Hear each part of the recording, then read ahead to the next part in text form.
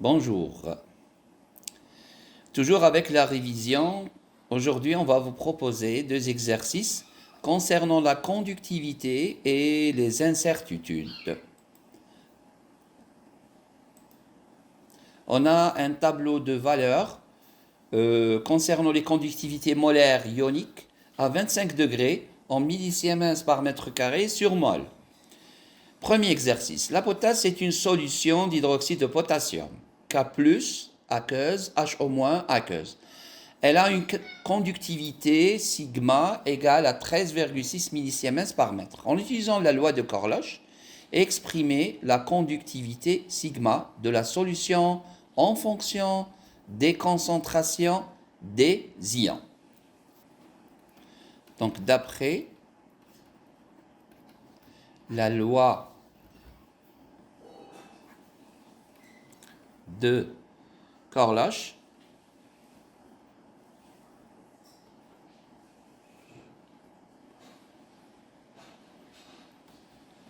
donc sigma est égal à la somme des lambda I fois la concentration des espèces ioniques présentes dans notre solution XI. Alors, on a sigma est égal à lambda K+, fois la concentration de K+, plus lambda HO-, fois la concentration de HO-. Exprimer les concentrations de chaque ion en fonction de la concentration de la solution C. Alors, maintenant, la dissolution de l'hydroxyde ou bien de la potasse, c'est-à-dire on a KOH solide, elle va se dissocier dans l'eau pour donner K+, aqueuse, plus HO-, aqueuse. Alors, qu'est-ce qu'on constate d'après cette équation de dissolution? On va constater que la quantité de matière de KOH, elle est égale à la quantité de matière de K+, et elle est égale à la quantité de matière de HO-. Vous voyez bien ici qu'il y a une constante, c'est-à-dire le coefficient stoichiométrique 1, 1 et 1. Donc on a la même quantité de matière. Encore une fois, c'est-à-dire pour une molécule de KOH, elle va donner un ion de K+, et un ion de HO-. En divisant l'égalité par le volume de la solution V, donc qu'est-ce qu'on va obtenir? On va obtenir que NKOH divisé par V, elle est égale à NK+ divisé par V, elle est égale à NHO- divisé par V.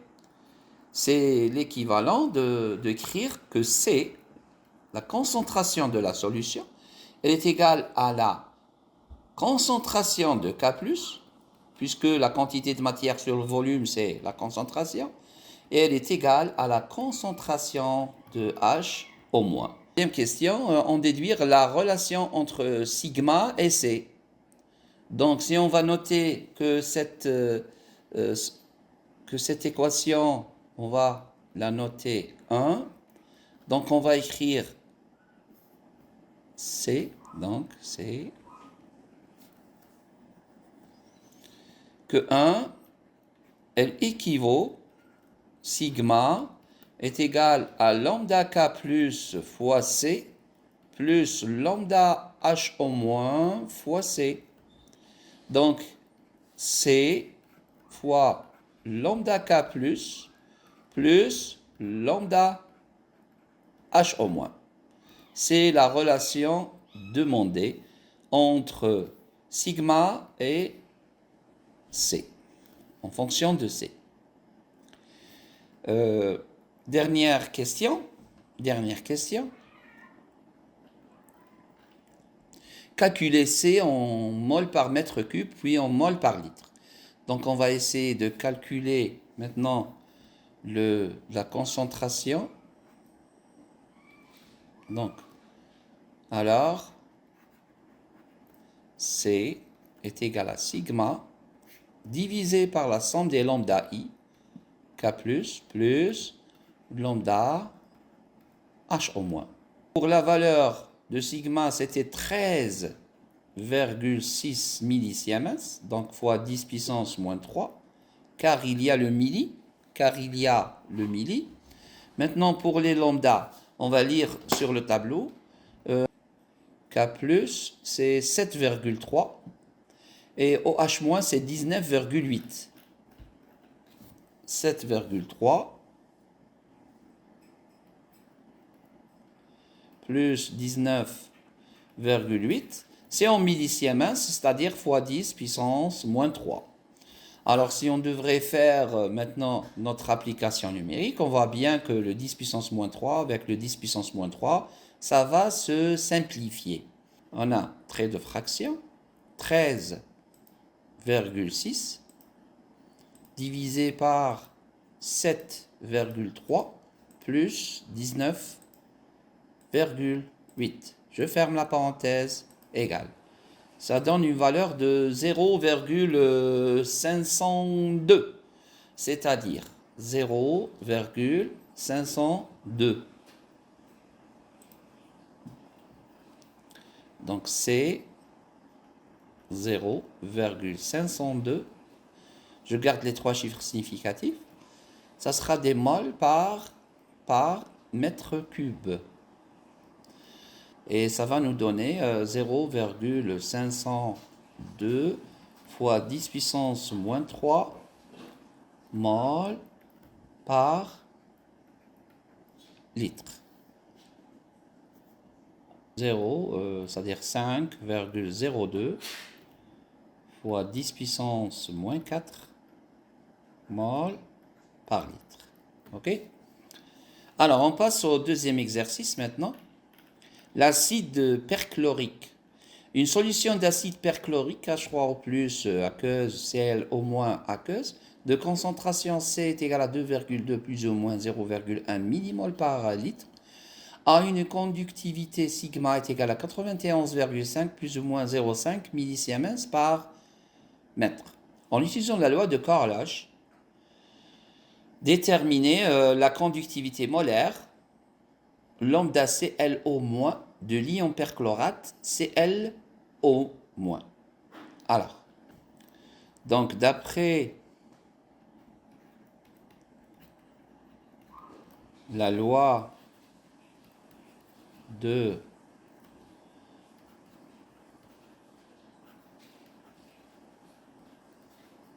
Corlage, donc on a sigma est égal à somme des lambda I fois xi. Donc on a juste deux ions dans notre cas. Donc on a lambda H3O+, fois la concentration de H3O+, plus lambda ClO4- fois la concentration de cet ion. Concentration de H3O+, elle est égale à la concentration de ClO4- qui est égale à C. Donc on va remplacer les concentrations par C. On aura l'équation, elle sera de cette forme-là. Donc sigma est égal à lambda H3O+ fois C plus lambda ClO4- fois C. Donc on peut mettre C en facteur commun, par exemple.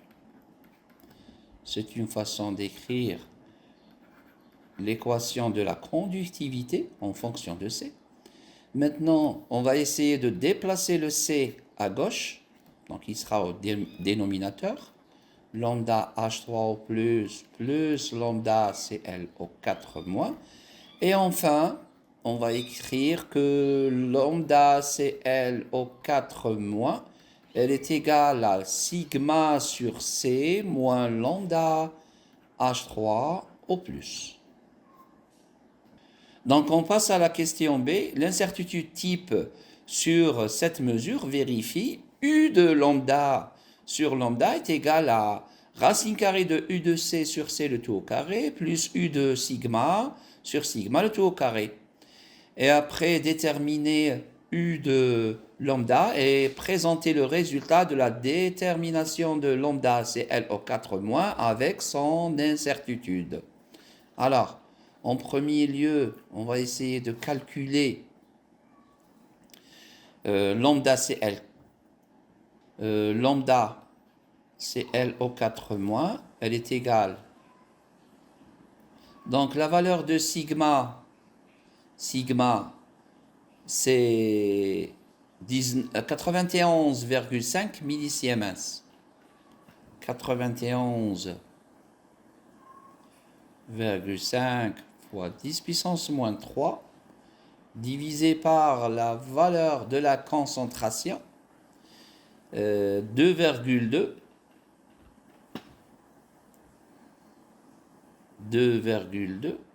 Elle était en millimoles qu'on doit l'écrire en mol, 10 puissance moins 3, mais elle était en mol par litre. Regardez, si vous avez 2,2 fois 10 puissance moins 3 mol par litre, ça veut dire que C est égal à 2,2 fois 10 puissance moins 3 mol sur le litre, c'est 10 moins 3 mètres cubes.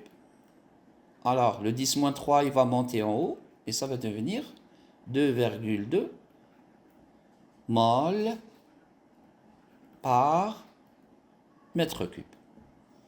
Alors, on va essayer d'effacer maintenant le 10 puissance moins 3.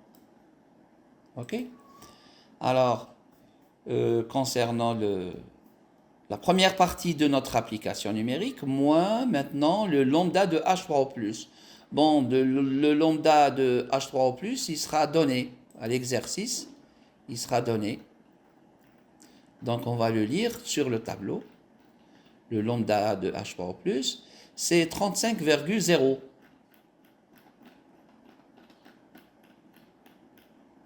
Moins 35 moins 35,0 fois 10 puissance moins 3, c'est des millisiemens. Alors, on va faire l'application numérique maintenant. On va essayer 21,5 10 puissance moins 3 divisé par 2,2 moins 35 fois 10 puissance moins 3. Et ça donne 0,00, bon, on va écrire 0,00659. On va l'écrire de la façon suivante. Donc, on va garder deux chiffres significatifs. Ça sera 6,6 fois 10 puissance moins 3. Pour l'unité, c'est Siemens par mètre carré mol. Ou bien on va l'écrire de la façon suivante. Lambda est égal à 6,6 fois 10 puissance, ou bien on va l'écrire de la façon suivante. 6,6 millisiemens mètre carré par mol. Bien sûr, c'est le lambda de ClO4-. OK?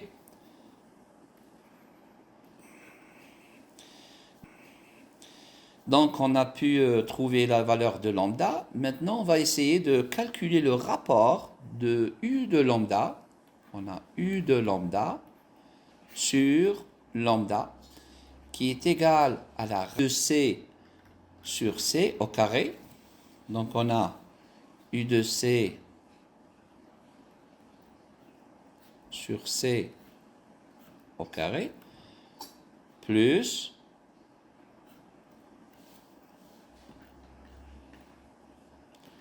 U de sigma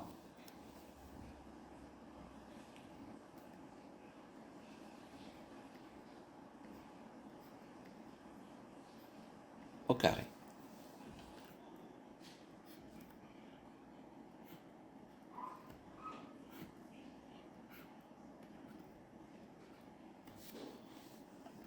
On va lire la valeur de U de C. U de C, c'est 0,1 sur 2,2. On va garder la même unité. Parce que l'unité, ça va se simplifier ici. Elle va se simplifier. C'est pas la peine de convertir. U de sigma, U de sigma, c'est 0,5 divisé par 91,5. 0,5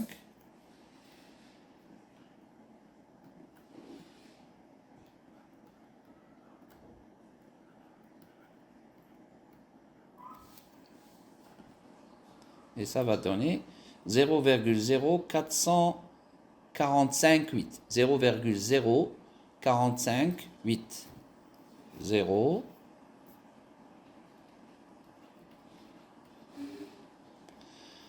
Donc on va essayer de garder deux chiffres significatifs. Par exemple, ça sera 4,6 fois 10 puissance moins 2. Maintenant, pour déterminer U de lambda, donc U de lambda, c'est LO 4 moins, ça va être lambda CLO 4 moins multiplié par 4,6 fois 10 puissance moins 2.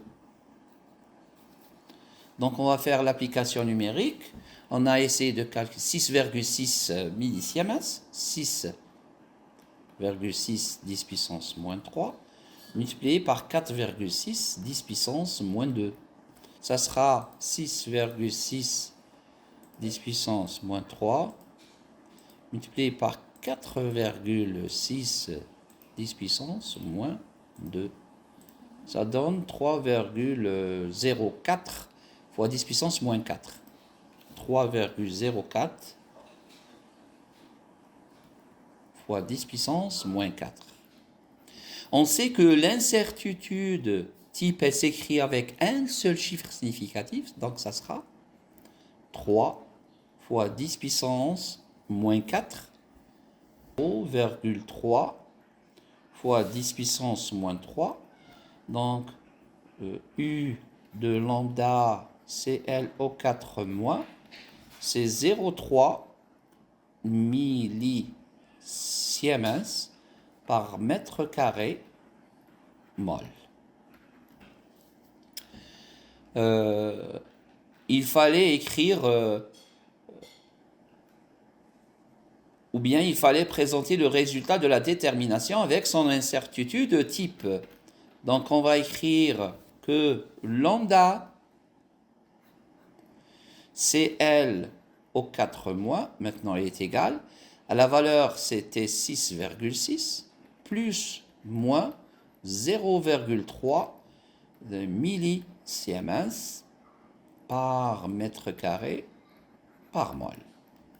La valeur de référence lambda CLO moins, CLO 4 moins, c'était 6,73 millisiemens mètre carré par mol. On veut calculer le quotient, la valeur mesurée, moins la valeur de référence, sur l'incertitude type, et après conclure. Donc, on a la mesure, donc, on a la mesure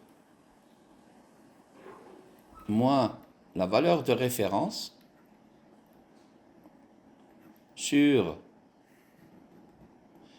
l'incertitude type. Bon, on va faire une application numérique et on va voir ce quotient-là.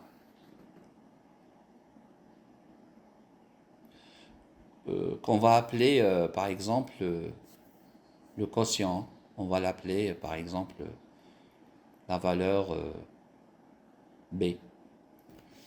Alors, on a la valeur mesurée, c'était 6,6 moins 6,73 divisé par 0,3.